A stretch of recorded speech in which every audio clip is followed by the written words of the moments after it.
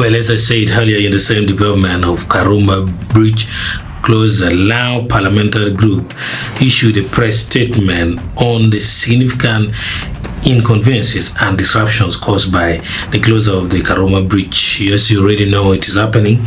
This statement was issued on the 29th of September 2024, and this statement contains 8 demands in regards to this ongoing closure of Karuma Bridge and its consequent impact on the people of northern Uganda. Now they're talking on behalf of Lao. They're saying Lao Parliamentary Group notes with great concern the disruptions that have been caused recently to travelers on the northern route arising out of the recent closure of Karuma Bridge for repairs. We have observed that cost of transport have skyrocketed due to the longer travel distances and the fees charged for transiting through the park. The alternative route of Masindi Port to Lira and Gulu has led to congestion with up to 3 kilometers traffic lines, despite an additional ferry being added similar to the Zengebe to Namasale Amolata ferry site.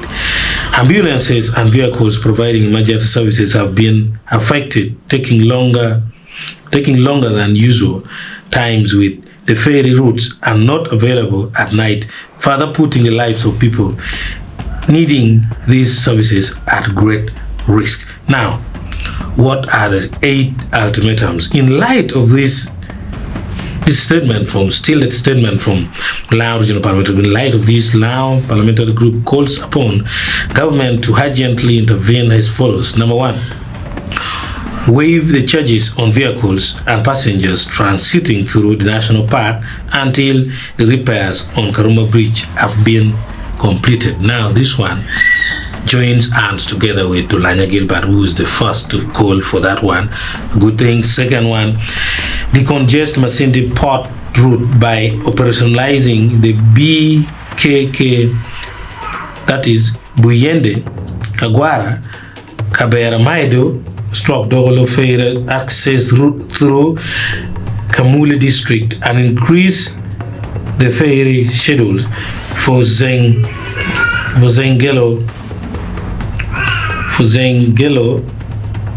Namasale, Amolata.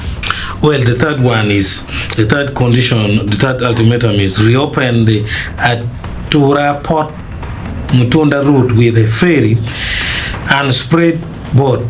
This was the main route to Lira prior to commissioning of the Karuma Bridge in 1963, considering its shorter distance to Lira and Gulu by almost 100 kilometers compared to the current alternative routes.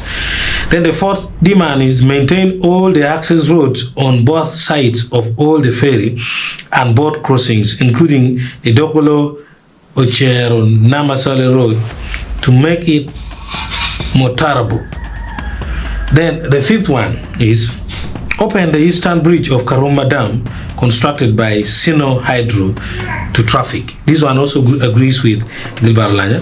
Then the sixth one is make arrangements for 24-hour undisrupted ambulance services and support the region's health facilities to increase their medical capabilities, health supplies availability, and equipment functionality to reduce avoidable referrals to Kampala.